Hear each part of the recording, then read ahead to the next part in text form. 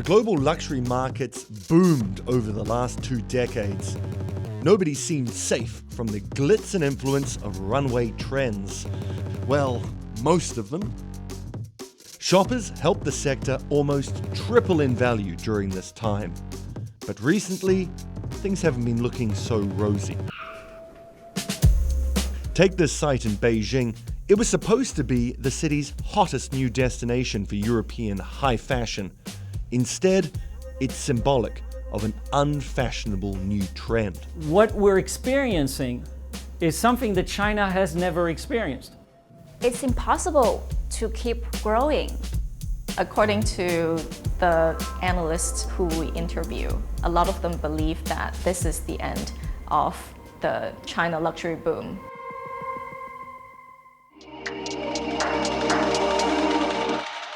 The Chinese market's been one of the growth engines of the world's luxury industry. Sales swelled into the tens of billions of dollars. Now look at this chart.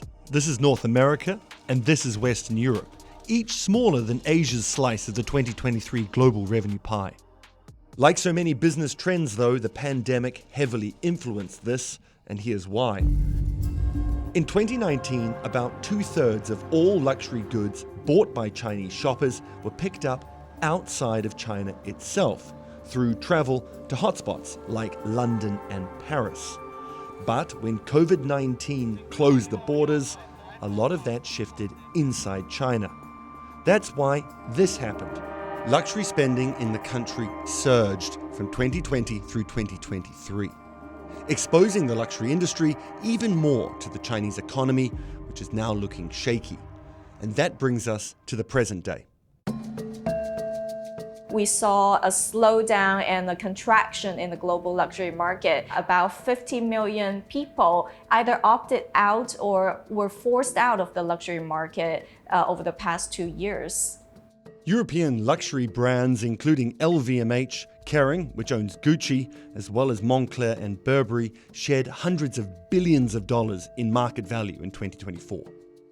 LVMH, the world's biggest luxury stock, and whose unfinished Beijing stores we saw earlier, recorded its worst annual performance since the global financial crisis. So, what went wrong? The most direct reason is China's economic slowdown, which has been triggered by the property market slump. Chinese consumers have been, looking at real estate as a vehicle for wealth creation. And we have seen that a lot of middle classes' household wealth has been swept away by the property market crisis. Then there's China's high youth unemployment rates.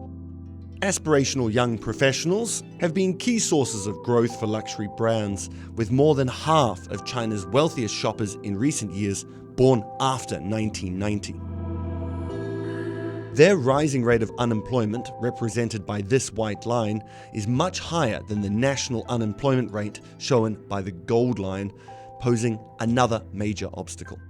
A lot of the aspirational luxury customers are now tightening their belt and are less willing to spend on big-ticket items. So let's dig into this for a sec. Hello, everyone. Hello.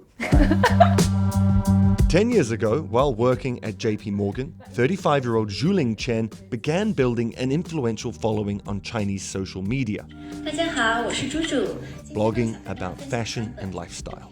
I connected with a lot of the designer fashion brands. A lot of them are international brands. They wanted to enter China market because Chinese consumers just buy everything, By 2019, Zhuling decided to leverage her social media popularity.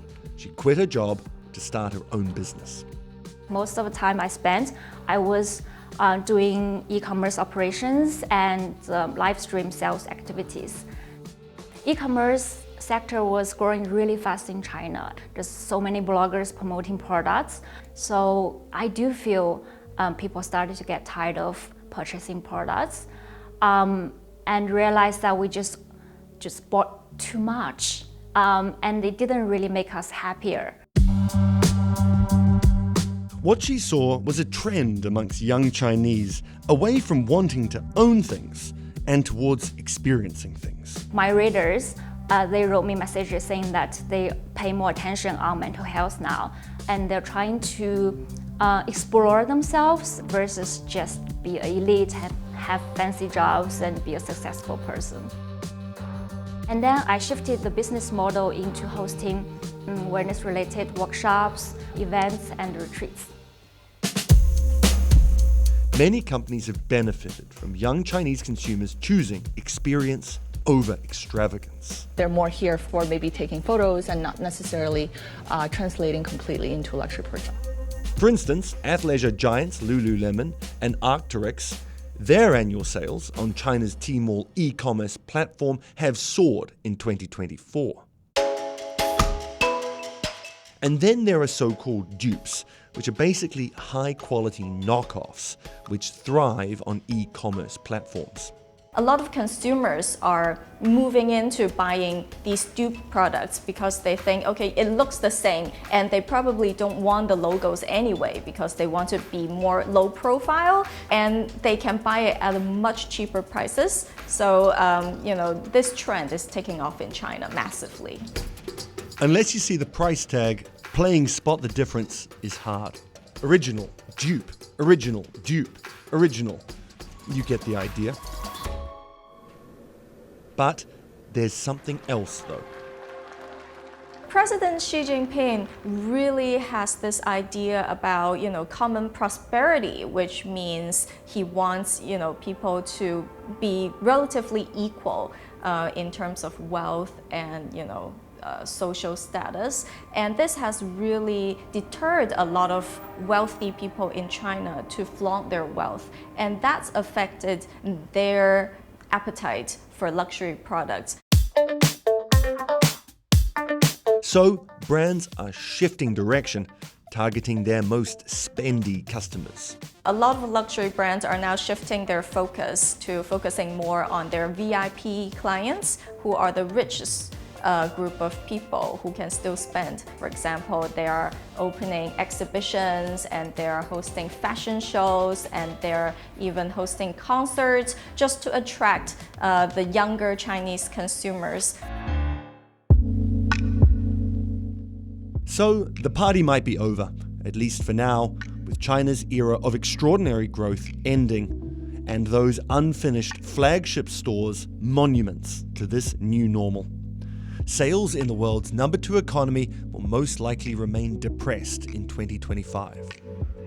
Companies like LVMH are turning their sights to places like India, the Middle East, and Southeast Asia in the hope they can make up for some of the shortfall.